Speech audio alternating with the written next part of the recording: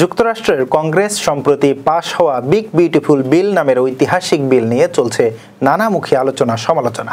নেতিবাচক দিকের পাশাপাশি এই বিলে রয়েছে কিছু ইতিবাচক দিকও। বিলটি দেশের ইতিহাসে সবচেয়ে বড় কর ছাড় নিয়ে এসেছে।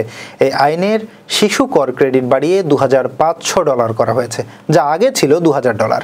নতুন এই ক্রেডিট মূলত নিম্ন ও মধ্যবিত্ত পরিবারের জন্য নির্ধারিত, বিশেষ করে যারা বছরে $1 লাখ নিচে আয় করেন।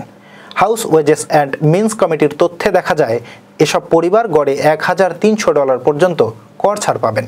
বিশেষ করে $15,000 থেকে $30,000 আয়ের মধ্যে থাকা পরিবারগুলো করের বোঝা প্রায় 21% কমানোর সুযোগ পাচ্ছে।